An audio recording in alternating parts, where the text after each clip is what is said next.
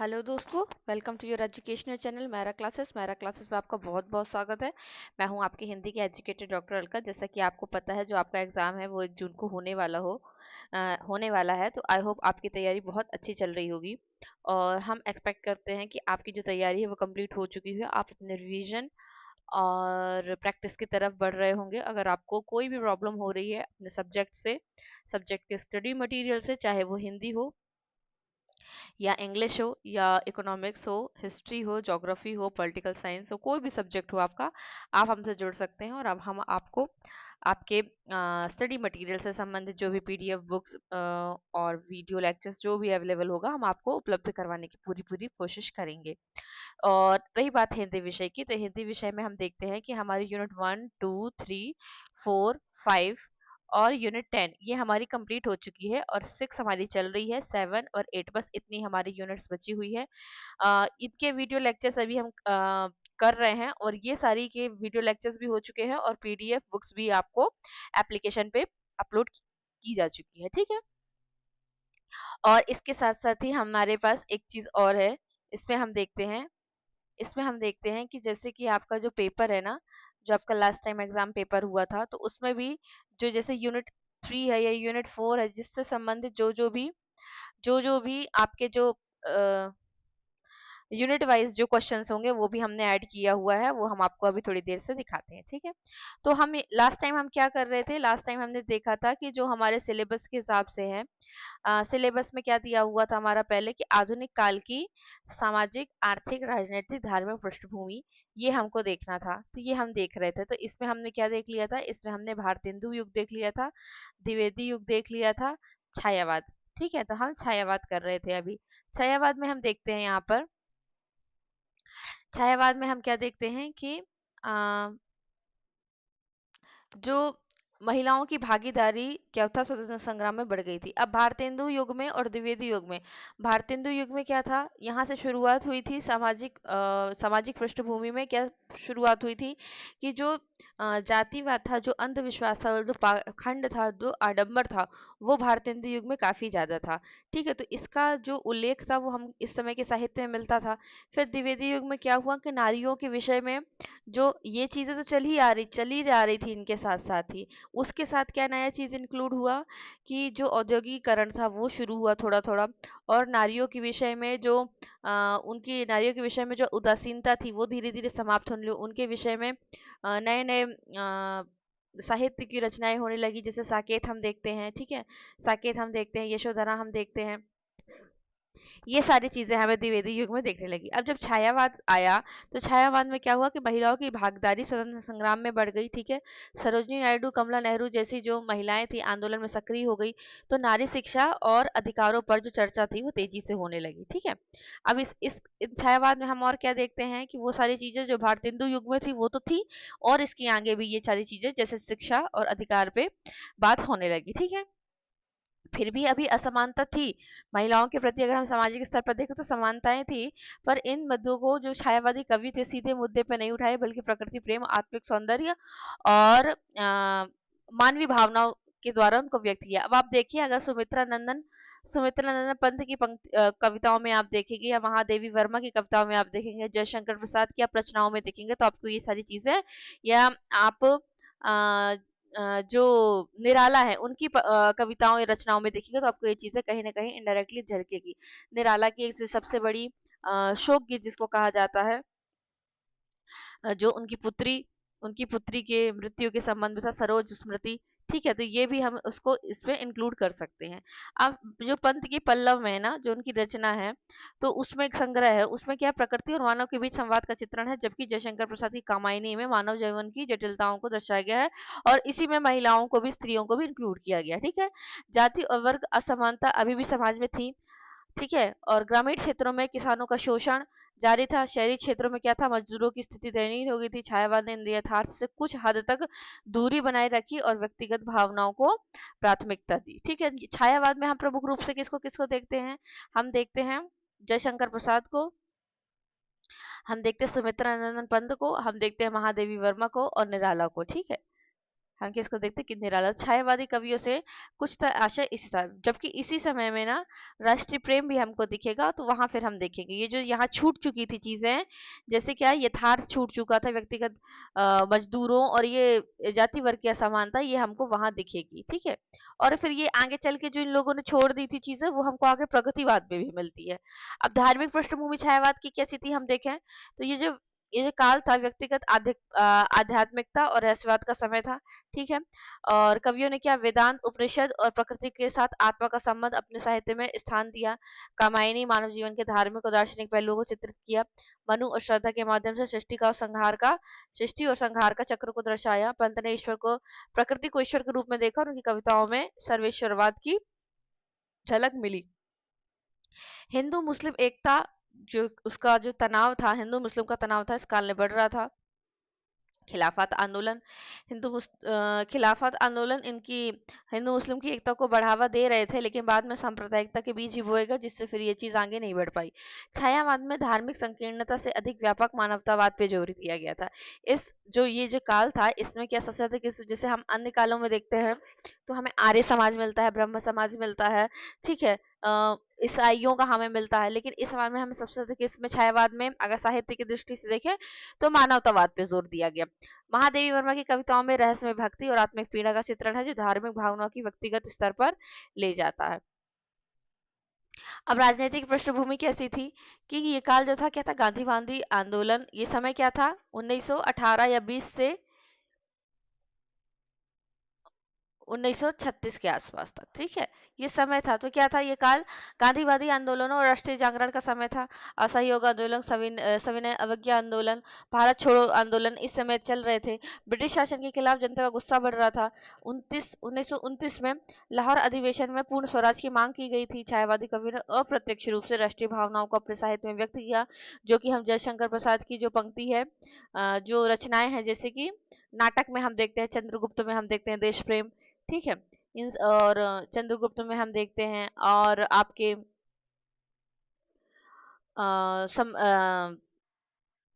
सम्राट गुप्त में देखते हैं हम, जो चंद्रगुप्त, और एक और उनका कौन सा था, अभी याद नहीं आ रहा है, समुद्रगुप्त वाले में हम देखते हैं उनके में, ठीक है। निराला की जो राम भक्ति, राम की शक्ति पूजा और देशभक्ति और शक्ति की आराधना का मिश्रण है, जो राष्ट्रीय संदर्भ में प्रासंगिक थी, ठीक है।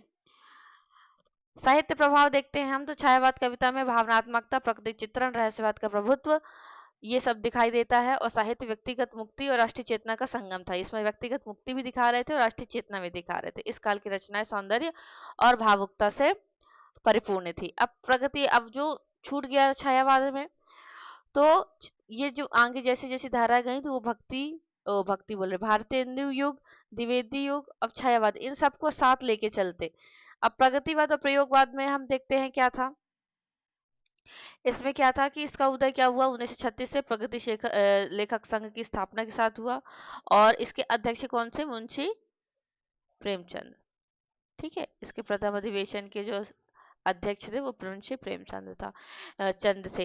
ये वो समय था जब देश में क्या थी, आर्थिक मंदी थी, द्वितीय विश्व युद्ध का प्रभाव था, भारत में गरीबी, शोषण और सामाजिक असमानता चरम पे थी, ठीक है। मजदूर और किसानों के अधिकारों की मांग उठी। प्रेमचंद जैसे लेखकों ने गोदान और कफन से ग्रामीण जीवन की कठिनाइयों को उजागर किया।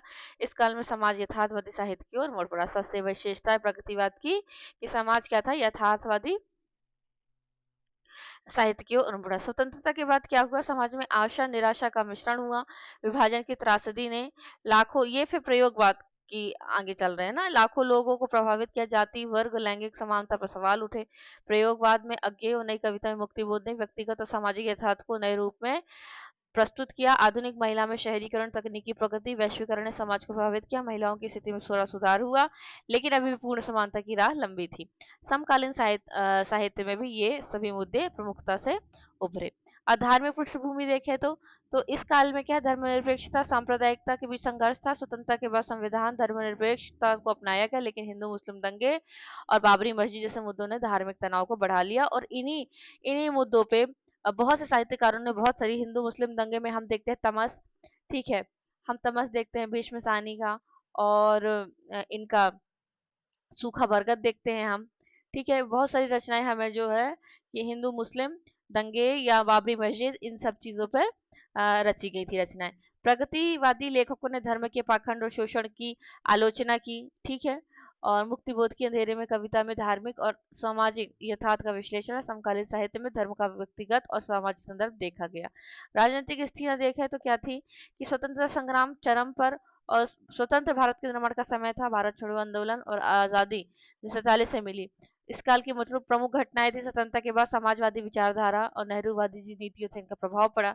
प्रगतिवाद ने मार्क्सवादी विचारों को अपनाया, ये बहुत इंपॉर्टेंट है, ठीक है। प्रगतिवाद ने क्या किया कि मार्क्सवादी विचारधाराओं को अपनाया और शोषण के खिलाफ आवाज उठाई, ठीक है। बाद प्रयोगवाद और समकालीन साहित्य ने व्यक्तिगत स्वतंत्रता और वैश्विक मुद्दों को शामिल किया। ये सारी चीजें जैसे ये जो बोल रहे हैं ना कि मार्क्सवादी विचार और ये बातें व्यक्तिगत और वैश्विक मुद्दे, तो जब आप जैसे जैसे रचनाओं का कलेक्शन देखते जाएंगे ना, अगर 18 की कविताएं देखेंगे तो आपको क्या मिलेगा, वल्लभ पल्लव वीणा पंत जैसे पंत की रचनाएं हैं, दीप शिखा नीरजा ये महादेवी की रचनाएं हैं, और जयशंकर प्रसाद की भी ऐसी रचनाएं, और आपको जयशंकर प्रसाद सुमित्रा निराला की भी आपको जैसे जूही की कली मिल जाएगी, और अनामिका, ये सारी चीजें आपको इस समय मिलेंगी। लेकिन जैसे आप 1936 के आसपास आएंगे ना, तो फिर आपको जो आपकी कविता का जो मूल रहेगा, कविता का जो प्रसंग रहेगा ना, वो ये नहीं रहेगा। फिर वो कैसे में आएगा, जब आप मार्क्सवादी विचारधाराएं आपको 36 के बाद में मिलेंगी। जैसे देखा आप अगर नागार्जुन की कविताएं देखते हैं ना, नागार्जुन की कविताएं देखें तो उसमें आपको यही मिलेगा। और आप धूमिल की रचनाएं देखिए, है ना, तो उसमें आपको प्रकृति चित्रण और मानवतावादी ये सारी चीजें नहीं मिलेगी। उसमें आपको मार्क्सवादी विचारधाराएं मिलेंगी, उसको उसमें आपको व्यक्तिगत स्वतंत्रता मिलेगी, शोषण के विरुद्ध आवाज मिलेगी, है ना, जो चाहे स्वतंत्रता के बाद की ही क्यों ना हो, ठीक है। और वैश्विक मुद्दों पे जो चीजें चल रही हैं, उन सब चीजों की जानकारी आपको ये समय के हिसाब से ये चीजें बढ़ती जाती हैं, ठीक है। स्त्री लेखन मिलेगा, स्त्रियों की समस्याएं मिलेंगी। तो साहित्य प्रभाव, साहित्य पे क्या प्रभाव पड़ा प्रगतिवादी में, यथार्थवादी कहानियां और कविताएं प्रमुख थी, जबकि प्रयोगवाद में नई कविता में नवीन शैली विचारों का समावेश हुआ था। जैसे जैसे अभी ये रचनाएं आएंगी तो आपको वैसे वैसे इन प्रयोगवाद और प्रगतिवाद की आप रचनाओं से समझ जाएंगे कि इसमें क्या क्या चीजें जोड़ी गई थी। और फिर आपको ये भी पता होना चाहिए, जो आपका पेपर आया था, देखिए आपका पेपर आया था तो उसमें एक प्रगतिवाद प्रयोगवाद से प्रश्न पूछा गया था। प्रयोगवाद से ये प्रश्न पूछा गया था कि जो प्रयोगवाद का जो समय था, हाँ ये तार सप्तक से पूछा गया था यहाँ पर, कि जो तार सप्तक की जो भूमिका है, ठीक है, तार सप्तक की क्या है भूमिका है, उसमें कवियों के संदर्भ में कौन सा कथन सही नहीं है। तो तार सप्तक से आप अंदाजा ये लगा सकते हैं कि प्रयोगवाद, ठीक है। तो ये योजना को क्या करते हैं, मूल आधार, एक मिनट, योजना का मूल आधार सहयोग था, कविता को प्रयोग का विषय मानते थे। उनका दावा था कि काव्य का सत्य उन्होंने पा लिया है, ये नहीं था। और ये अन्वेषी नहीं, अन्वेषी 2022 के पेपर में शब्दों में बहुत ज्यादा गलतियां हुई हैं। अन्वेषी नहीं अन्वेषी मानते थे अपने आप को, ठीक है, तो ये वाला गलत था। तो ऐसे प्रश्न आपसे पूछे गए। अब देखिए इसी यूनिट से आपको एक ये प्रश्न पूछा गया था कि पंत की काव्य कृतियों का प्रकाशन दृष्टि से सही क्रम, पल्लव गुंजन युगांत ग्राम्य लोकायत। तो ये तो सबको पता है कि ये जो लोकायतन थी ये सबसे लास्ट में थी, तो ये तो कैंसिल ही हो जाता है, ठीक है। और ये जो युगांत थी ये 1936 के आसपास लिखी गई थी। तो पल्लव गुंजन पहले थी, ठीक है। तो ऐसे इस क्रम में हमको कम से कम इतनी चीजें तो पता होनी चाहिए कि पहले कौन सी है बात कौन सी है, ठीक है। तो और भी प्रश्न आए थे, जैसे कि ये वाला आया था, प्रगतिवाद के संदर्भ में कौन सा कथन सही नहीं है। प्रगतिवाद साहित्य को सुउद्देश्य मानता है। मार्क्सवादी चिंतकों ने सैद्धांतिक स्तर पर साहित्य में प्रचार का समर्थन किया। प्रगतिवादी साहित्य का बड़ा हिस्सा प्रचार बनकर रह गया। प्रगतिवाद ने सौंदर्य को नए दृष्टिकोण से देखा। देखिए, तो आपको प्रगतिवाद के बारे में पता होना चाहिए कि प्रगतिवाद में क्या क्या चीजें थी हमें। चलिए अब हम यहाँ पर देखते हैं आगे कि हिंदी साहित्य का आधुनिक काल सामाजिक और जो धार्मिक राजनीतिक परिवर्तनों का दर्पण था, ठीक है, यह काल नवजागरण से शुरू होकर यथार्थ परिवर्तन तक पहुंचा। प्रत्येक चरण ने अपने समय की चुनौतियों और आकांक्षाओं को साहित्य उतारा। ठीक है, यह ना केवल सौंदर्य का साधन है बल्कि समाज को नई दिशा देने वाला भी माध्यम है।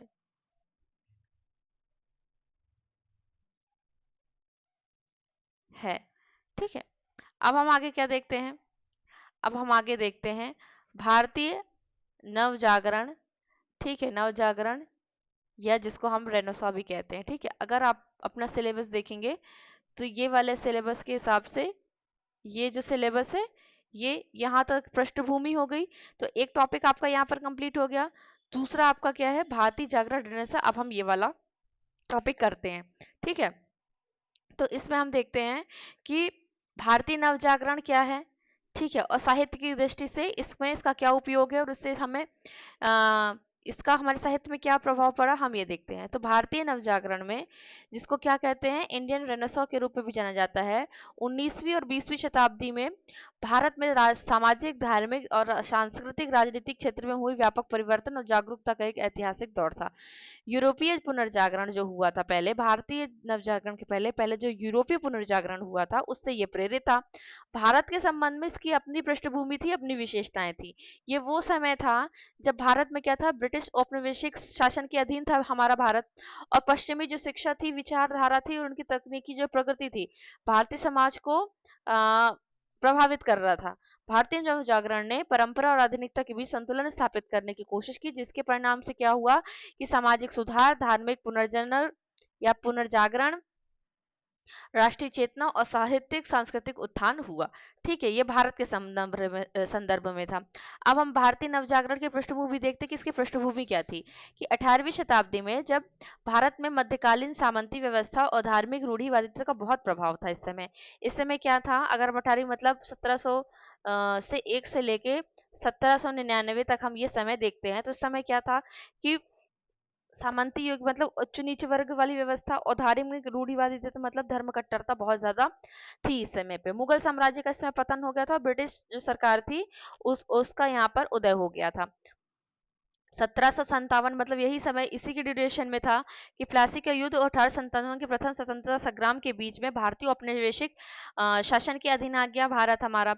और इस दौरान क्या हुआ, भारतीय समाज में गहरी सामाजिक कुरीतियां जैसे सती प्रथा, जो ये हम कहाँ देखते हैं, ब्रह्म समाज में जो हमने पढ़ा था, ब्रह्म समाज में स्वामी राजा राम मोहन राय, उसमें हम देखते हैं। तो ये सामाजिक कुरीतियां थी, जैसे सती प्रथा, बाल विवाह, विधवा पुनर्विवाह का अभाव और जाति व्यवस्था, अंधविश्वास, ये सब इस समय प्रचलित थे। अगर हम बोलें कि हमें भारतीय पुनर्जागरण की या भारतीय रेनेसां की जरूरत क्यों पड़ी, तो वो इसीलिए पड़ी क्योंकि हमारा उस वो समाज था हमारा उस समय का, वो बहुत सारे अभाव से, सामाजिक, धार्मिक और साहित्यिक, इन सब चीजों के अभाव से उस समय गुजर रहा था। इसलिए हमें पुनर्जागरण की बहुत ज्यादा आवश्यकता हुई। तो क्या था, शिक्षा का स्तर भी बहुत निम्न था और जो अधिकांश जनता थी वो अज्ञानता और गरीबी में यहाँ पर जी रही थी। आगे फिर हम देखते हैं 19वीं शताब्दी यानी कि 1801 से लेके 1899 तक, ये जो समय था कि पश्चिमी प्रभाव ने इस स्थिति को बदलना शुरू किया। अब जो ब्रिटिश सरकार का क्या हो गया, उदय हो चुका था। हम देखते हैं 18वीं शताब्दी में उनका उदय हो चुका था प्लासी के युद्ध के बाद। अब यहाँ पर क्या हुआ कि 19वीं शताब्दी में पश्चिम पश्चिम प्रभाव यानी कि जो ब्रिटिश आए हमारे भारत में, तो इन्होंने क्या किया, हमारे जो भारतीय परिवेश था, भारतीयों की जो स्थिति उसको बदलना शुरू किया हर स्तर से, चाहे वो खान पान हो, चाहे वो पहनावा हो, चाहे वो शिक्षा हो, चाहे वो सोच हो। तो ब्रिटिश सरकार ने क्या किया, रेलवे, डाक और शिक्षा जैसी आधुनिक जो सुविधाएं थी वो प्रदान करी। और ईसाई मिशनरी ने क्या किए, स्कूल कॉलेज स्थापित किए। चूंकि उन्होंने स्कूल कॉलेज स्थापित किए थे वो अपने फायदे के लिए किए थे, पर चूंकि उनका इस भारत के, अगर हम उत्थान में देखें तो कहीं ना कहीं उनका भी ये योगदान है, भले वो स्वार्थ के लिए हो। फिर उससे क्या हुआ, जब स्कूल कॉलेज स्थापित किए तो पश्चिमी दर्शन, विज्ञान और मानवतावादी विचार, ये जो मानवतावादी विचार है, मैंने आपको पहले भी बताया था कि मानवतावादी विचार का मतलब यहाँ पर क्या हुआ, जैसे जो सती प्रथा थी, तो सती प्रथा को अगर हम देखें कि खत्म करने में कहीं ना कहीं उनका भी योगदान था। जो ब्रिटिश सरकार थी उनका भी कहीं ना कहीं योगदान था। उन्होंने धीरे धीरे ऐसे नियम बनाने लगे कि फिर सती प्रथा धीरे धीरे समाप्त हो गई। ठीक है, राजा राम मोहन राय का हाथ तो था उसमें, उनका योगदान तो था, लेकिन कहीं ना कहीं जो हमारे ब्रिटेन के जो लोग थे, ब्रिटेन के जो अधिकारी थे, उनका भी बहुत ज्यादा योगदान था इसमें। तो यही मानवतावादी विचार भारतीय बुद्धिजीवियों तक पहुंची। ठीक है, पहले क्योंकि वो लोग उसको परंपरा से जोड़ रहे थे, जैसे सती प्रथा है तो उसको परंपरा से जोड़ रहे थे। लेकिन फिर जब ये ईसाई मिशनरियों ने ये स्कूल कॉलेज और दर्शन, पश्चिमी दर्शन, विज्ञान और जो मानवतावादी ये सारे विचार जब प्रस्तुत किए, तो जो भारत के बुद्धिजीवी लोग थे उन लोगों ने उस चीज को समझा और उस पर काम करना शुरू किया। अब प्रिंटिंग प्रेस की शुरुआत भी हो गई। अब प्रिंटिंग प्रेस की शुरुआत कितनी अच्छी हो गई कि इससे क्या हुआ, चूंकि उन्होंने अपने फायदे के लिए किया था, लेकिन प्रिंटिंग प्रेस की शुरुआत से ही क्या हुआ, जब धार्मिक वो सॉरी जब 1947 का जो हमको स्वतंत्रता प्राप्त हुई, उसके लिए उसके पूर्व में जो कुछ भी आंदोलन चलाए गए थे, उसके लिए सबसे बड़ा प्रचार प्रसार का माध्यम प्रिंटिंग प्रेस ही था। अगर आप प्रचार प्रसार करने के लिए मौखिक रूप से आप बहुत बड़ी जनता को इकट्ठा नहीं कर सकते, लेकिन आप समाचार पत्रों की और ये जो प्रिंटिंग जो प्रेस से जो भी प्रचार प्रसार के जो माध्यम विकसित हो रहे थे, उनसे आप बहुत बड़ी जनता को आप प्रभावित कर सकते थे। तो ये भी एक हमारे लिए फायदा ही था। तो इन्होंने क्या किया, ब्रिटेन के अधिकारियों ने या ईस्ट इंडिया कंपनी ने ब्रिटेन के जो अधिकारी थे, समाचार पत्रों पुस्तकों के माध्यम से विचारों को प्रचार को संभव बनाया। यह नव जागरण का आधार बना, जिससे भारतीय समाज को पुनर्जागरण या पुनर्जनन और सुधार की ओर प्रेरित किया। चूंकि इसमें पुनर्जागरण में बहुत कुछ हाथ किसका था, ब्रिटेन का। ब्रिटेन के जो अधिकारी हमारे यहाँ आए थे शासन करने, उनका बहुत ज्यादा योगदान था। वो सकारात्मक अगर दृष्टि से देखे तो नहीं था, लेकिन फिर भी था, कहीं ना कहीं उसका फायदा हमें हुआ था। अब हम नवजागरण के कारण देखते कि नवजागरण के ऐसे कौन कौन से कारण थे जिनके लिए भारत में इनकी आवश्यकता हुई। ठीक है, पश्चिमी शिक्षा का प्रभाव। ब्रिटिश सरकार ने, अभी भी हम मैकाले की शिक्षा पद्धति जो पढ़ते हैं ना, वही वही मैकाले की शिक्षा पद्धति, ठीक है, कि 1835 यानी कि 19वीं सदी में लॉर्ड मैकाले ने शिक्षा नीति के तहत अंग्रेजी शिक्षा को बढ़ावा दिया। इसके पहले अंग्रेजी जो शिक्षा थी उसको कोई प्रोत्साहन नहीं था, कोई उसकी वैल्यू नहीं थी। लेकिन यहाँ पर जब 1935 में उन्होंने स्वयं की एक शिक्षा नीति निर्मित की। क्यों निर्मित की, क्योंकि उनके अधिकारी थे तो वो तो संख्या में बहुत कम थे, संख्या में बहुत कम थे, और उनको क्या चाहिए था, उनको अपने अधीन कर्मचारी चाहिए था, जो उनके जो कार्यान्वयन थे, जो यहाँ से वो सारा कार्य करते थे भारत, और उसका जो लेखा जोखा था वो कहाँ जाता था, जो संपत्ति थी, जो सारी चीजें थी, जो उसका कार्यान्वयन था, वो ब्रिटेन से चलता था। तो संख्या में वो इतने कम थे कि इतने बड़े जो देश है, भारत देश है, उनको तो इतने कम अधिकारी संभाल नहीं पाते, तो उनको अपने लिए अपने अधीन कर्मचारियों की आवश्यकता होती थी। और कर्मचारियों को नियुक्त करने के लिए उनको एक शिक्षा नीति, शिक्षा की जरूरत थी। और शिक्षा कैसी, ऐसी शिक्षा जिसको वो एक दूसरे से कम्युनिकेट कर पाए, इसलिए उन्होंने अंग्रेजी शिक्षा को बढ़ावा दिया। और फिर अंग्रेजी शिक्षा को बढ़ावा देने के उनके और कई कारण थे, पर चूंकि पहला एक कारण यह था कि कर्मचारियों को नियुक्त करना और उनको उस चीज में पारंगत करना, जिससे कि उनका कार्यान्वयन, उनका जो कार्यालय और उनकी जो सरकार का जो कार्यान्वयन है वो बहुत भली भांति हो पाए। ठीक है, इससे क्या हुआ, भारतीय बुद्धिजीवियों ने यूरोपीय पुनर्जागरण का प्रबोधन और उदारवादी विचारों को जाना। अब उससे क्या हुआ कि पहले जो भारतीय थे, भारतीय बुद्धिजीवी थे, विद्वान थे, उन्होंने क्या किया, पहले वो हिंदी भाषा या संस्कृत भाषा या अपनी जो भारतीय भाषा है उनका उनको ज्ञान था। तो जो बाहर अन्य देशों में जो पूरा विश्व है, उस विश्व में अधिकतम क्या होता, अंग्रेजी भाषा का प्रचलन था। तो वो वहाँ के विचारों को, वहाँ की चीज़ों को नहीं जान पाते। ठीक है, अगर हमें अंग्रेजी भाषा नहीं आएगी, अगर हम अंग्रेजी भाषा नहीं आएगी तो हम पाश्चात्य काव्य शास्त्र को नहीं समझ पाएंगे। तो जब ये अंग्रेजी भाषा की नीति आई, तो जो हमारे यहाँ के बुद्धिजीवी थे, उन्होंने क्या हुआ, जो विदेशी थे, जो बाहर के यूरोप के जो विचार थे उनको जाना समझा। रूसो, वॉल्टियर और जॉन स्टुअर्ट मिल जैसे विचारकों को उन्होंने भारतीय समाज में स्वतंत्रता और समानता की भावनाओं से जागृत किया। यानी कि जो यूरोपीय के जो विद्वान थे, उनके जो विचार थे ना, जो उनके सकारात्मक विचार थे, उनको उन्होंने क्या किया, भारतीय समाज में इंक्लूड किया, और स्वतंत्रता और समानता की जो भावना है उसको यहाँ पर जोड़ा, भारतीय साहित्य से और भारत से। अब औपनिवेशिक शासन का विरोध हुआ। दूसरी चीज क्या थी, औपनिवेशिक शासन क्यों, कारण क्या थे नवजागरण के, ब्रिटिश शासन के शोषण और अत्याचारों ने भारतीय में असंतोष पैदा कर दिया था। ठीक है, जैसे हम देखते हैं, सबसे बड़ा हम देखते हैं जैसे नील की खेती, ये सब शोषण ही था। ठीक है, आप स्वयं से कोई निर्णय नहीं ले सकते, आपको लिए आपके को जो कुछ भी करना हो आपको ब्रिटिश शासन से अनुमति लेनी पड़ती। ठीक है, चाहे वो कर हो, चाहे किसानों की समस्या हो, स्त्रियों की समस्याएं तो अलग है, कर की समस्या हो, जमींदारी की समस्या हो, इसमें सबसे बड़ा शासन किसका था? ब्रिटिश शासन का था। तो इन्होंने क्या किया? शोषण किया, उन पर अत्याचार किया, ठीक है। और उनके खिलाफ कोई कुछ नहीं बोल सकता है। अगर आप उनके खिलाफ बोलोगे तो फिर वो आपको आप पर अत्याचार करते, ठीक है। तो आप स्वतंत्र नहीं थे अपने फैसले लेने के लिए। तो 57 में उनका विद्रोह इसी बात का प्रमाण है। फिर इन्होंने क्या किया? राष्ट्रीय चेतना को जन्म दिया 1857 क्रांति ने, और नव जागरण को एक महत्वपूर्ण हिस्सा बना दिया। नव जागरण क्या था? फिर से एक बार फिर से जनता को जागरण करना। ईसाई मिशनरी मतलब गतिविधि, ईसाई मिशनरी गतिविधियां भी क्या थी? नव जागरण के को जगाने के लिए एक कारण था। कैसे कारण था? कि जो ईसाई मिशनरी थे, ठीक है, ईसाई जो वहां से आए हुए थे ब्रिटेन से, शिक्षा और स्वास्थ्य सेवाओं के साथ साथ धर्मांतरण का भी वो प्रयास कर रहे थे, ठीक है। शिक्षा और स्वास्थ्य तो दे रहे थे, ये तो सकारात्मक प्रभाव था उनका, लेकिन साथ साथ ही वो क्या कर रहे थे? इसी इसी के आड़ में क्या कर रहे थे? धर्मांतरण कर रहे थे। तो इससे हिंदू और मुसलमान दोनों में क्या था? अपनी धार्मिक पहचान को बचाने और सुधारने की प्रेरणा मिली, इसलिए नवजागरण की भी आवश्यकता हमको पड़ी। फिर प्रिंटिंग प्रेस और संचार, ये भी एक कारण था कि समाचार पत्र और पत्रिकाओं ने जन जागरूकता को बढ़ाया। बंगाल में संवाद कौमुदी और हिंदी क्षेत्र में कवि वचन सुधा जैसे प्रकाशनों ने सुधार और राष्ट्रीयता के विचारों को प्रसारित किया। सामाजिक धार्मिक कुरीतियां, एक ये भी एक कारण था कि समाज में जो व्याप्त बुराई थी, उन्होंने जो समाज, हमारे समाज सुधारक थे भारत के, जैसे राजा राम मोहन राय, स्वामी दयानंद सरस्वती, ठीक है, स्वामी विवेकानंद, ठीक है, एनी बेसेंट जो कि भारत की तो नहीं थी लेकिन उन्होंने बहुत कार्य किया यहाँ पर, ठीक है। तो ये सब लोगों ने, केशव चंद्र सेन, ठीक है, तो इन समाज सुधारकों को यहाँ पर सक्रिय किया। सती प्रथा, जाति भेदभाव, महिलाओं की दयनीय स्थिति में नवजागरण की आवश्यकता को रेखांकित किया।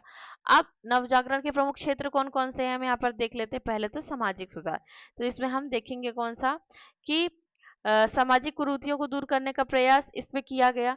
जिसमें हम किसको देखते हैं? इसमें हम देखते हैं राजा राम मोहन राय को, जिन्होंने क्या किया? सती प्रथा के खिलाफ अभियान चलाया और उसको बंद करने में, उनको समाप्त करने में बहुत बहुत ज्यादा योगदान दिया, ठीक है। और उसके परिणाम स्वरूप क्या हुआ? 1829 में ये जो प्रथा थी गैर कानूनी हो गई थी। फिर उनकी जो ब्रह्म समाज थी, वो एकेश्वरवाद और धार्मिक सुधार पर उन्होंने जोर दिया, और धार्मिक पाखंड की इसमें आलोचना की गई। और इन्हीं में हम देखते हैं कि इन्होंने ब्रह्म समाज के अंतर्गत इन्होंने पत्रिका का भी प्रकाशन किया, जो 4 भाषाओं में चलता था, जिसमें से एक हिंदी भी थी, ठीक है, एक हिंदी भी थी। अब ईश्वर चंद्र विद्यासागर, सामाजिक सुधार में हम देखते हैं ईश्वर चंद्र विद्यासागर को देखते हैं, तो इन्होंने क्या किया? विधवा पुनर्विवाह के लिए आंदोलन चलाया, और उनके कई प्रयासों से 56 में विधवा पुनर्विवाह अधिनियम पारित हो गया। नारी शिक्षा को बढ़ावा देने के लिए उन्होंने कई स्कूल भी खोले। अब ज्योतिबा फुले को हम देखते हैं कि महाराष्ट्र में ज्योतिबा फुले ने दलितों और महिलाओं के उत्थान के लिए काम किया, ठीक है, और सत्य शोधक समाज की स्थापना की और जाति व्यवस्था के खिलाफ आवाज उठाई। उनकी पत्नी जो सावित्रीबाई फुले थे, महिलाओं के लिए पहला स्कूल खोला, ठीक है। ये कितनी बड़ी बात है अपने आप में। अब आगे हम देखते हैं भारतेंदु हरिश्चंद्र। भारतेंदु हरिश्चंद्र हिंदी क्षेत्र में, भारतेंदु ने सामाजिक सुधार को साहित्य के साथ आगे बढ़ाया। अंधेर नगरी, भारत दुर्दशा में सामाजिक और राजनीतिक व्यंग से उनका जो योगदान है, उनका जो समाज को जागरूक करने का एक प्रयास है, वो देखा जा सकता है। अब धार्मिक सुधार कैसे? कि नव जागरण ने धार्मिक रूढ़िवादिता को चुनौती दी और धार्मिक पुनर्जनन को बढ़ावा दिया। कैसे दिया? ब्रह्म समाज, ब्रह्म समाज ने क्या किया? हिंदू में व्याप्त जो मूर्ति पूजा कर्म कांडों का विरोध किया और एक ईश्वरवाद और मानवतावाद पर जोर दिया, ठीक है। बाद में केशव चंद्र सेन ने इसको और आगे बढ़ाया। केशव चंद्र सेन, ये आपसे प्रश्न में पूछा गया था एक बारी, अभी मतलब प्रीवियस से पूछा गया था। अब आर्य समाज में हम देखते हैं कौन थे? स्वामी दयानंद सरस्वती। तो जो हम समाज सुधारक देखते हैं ना, वो हम नवजागरण में ही यहाँ पर देख लेंगे, हमको अलग से पढ़ने की जरूरत नहीं है, क्योंकि हम इसको, ये जो हमारा सिलेबस है, इसको हम कहाँ भी पढ़ चुके हैं। अगर हम अपनी यूनिट देखें यहाँ पर, तो यहाँ पर भी हम देख चुके हैं जो हिंदी के जो प्रचार प्रसार हेतु संस्थाओं की भूमिका है ना, हम यहाँ पर भी पढ़ चुके हैं। सारे उनको, जो सारे ये समाज है ना, ब्रह्म समाज और आर्य समाज, प्रार्थना समाज, इन सबको हम वहां पर देख चुके हैं, ठीक है। और हिंदी की भूमिका में हम वहां पर देख चुके हैं इन्होंने क्या क्या योगदान किया, और पत्र पत्रिकाओं में भी हम देख चुके हैं, ठीक है। तो वहां भी हम देख चुके हैं, अब हम यहाँ पर भी देख रहे हैं, यहाँ पर भी हम देख रहे हैं, ठीक है। तो आर्य समाज की स्थापना की, ठीक है। तो आपको ये तो पता होना चाहिए कौन कौन से समाज थे, इनकी स्थापना किसने किसने की, और इनका सन, और इनके समाज से प्रकाशित अगर कोई पत्रिकाएं हैं तो वो भी, ठीक है। तो उन्होंने वेदों की ओर लौटने और मूर्ति पूजा का विरोध करने का आह्वान किया। उनकी पुस्तक सत्यार्थ प्रकाश ने धार्मिक सुधार के लिए एक नया दृष्टिकोण प्रस्तुत किया। इसमें प्रश्न ये पूछा गया था आपसे कि जो आर्य समाज में पुस्तक थी, एक मिनट में आपको बताती हूँ प्रश्न क्या पूछा गया था। उसमें ये कुछ पूछा गया था कि किसकी प्रेरणा से स्वामी दयानंद सरस्वती ने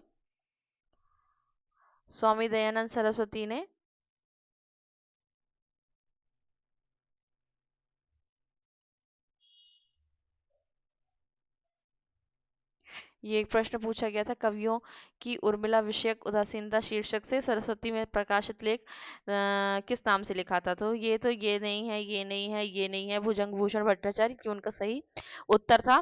तो ये आपको प्रश्न कविता से संबंधित नहीं पूछा गया था, ये आपको महावीर प्रसाद द्विवेदी के जीवन से संबंधित पूछा गया था, ठीक है।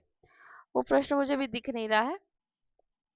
उसमें ये पूछा गया था कि जो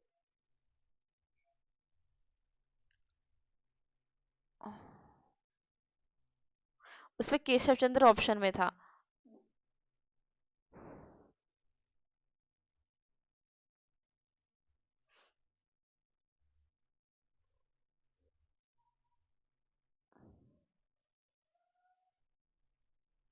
आपने अगर प्रीवियस ईयर पेपर नहीं देखा है तो एप्लीकेशन पर जाइए, और वहां पर आपको प्रीवियस ईयर पेपर है, आप वहां पर जाकर देख सकते हैं। तो आपको क्लियरली आपके जो यूनिट से संबंधित जो क्वेश्चंस हैं वो वहां पर मिल जाएंगे। आप एक बार रिवाइज कर लीजिएगा कि कैसे पेपर आपका आया था, अगर आपने पेपर नहीं दिया है तो, और दिया है तो भी एक बार देख लीजिएगा, ठीक है।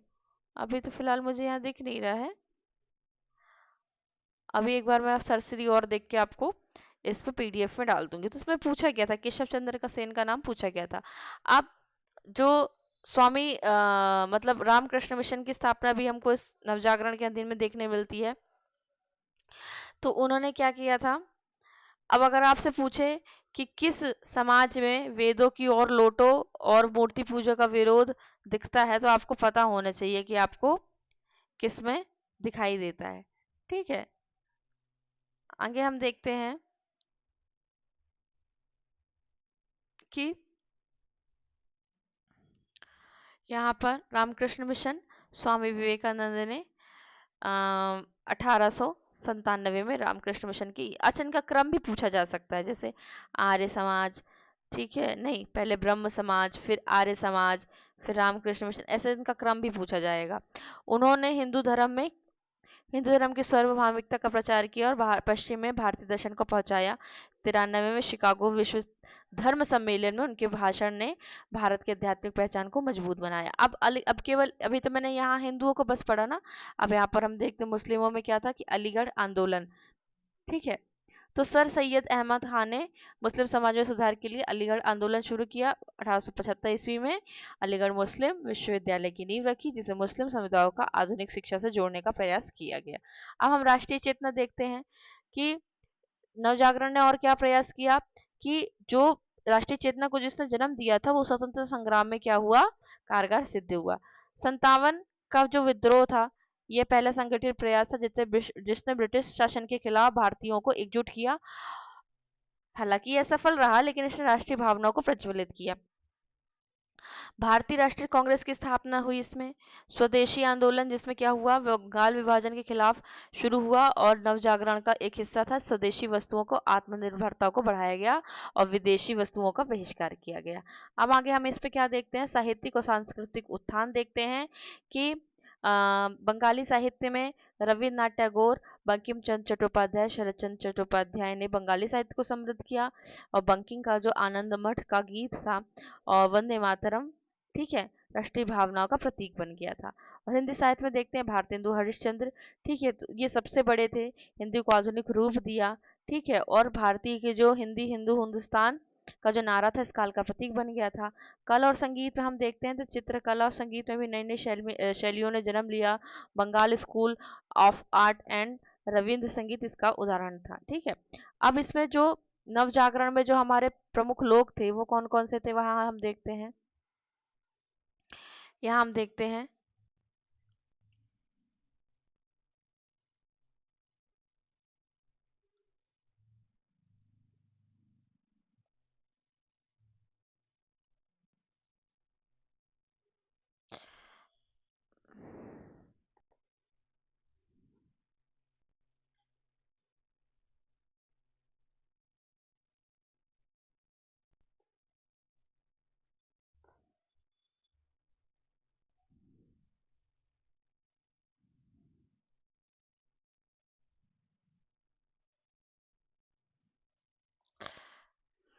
प्रमुख अगर व्यक्तित्व हम देखते हैं तो यहाँ पर हमको पहले कौन दिखते हैं,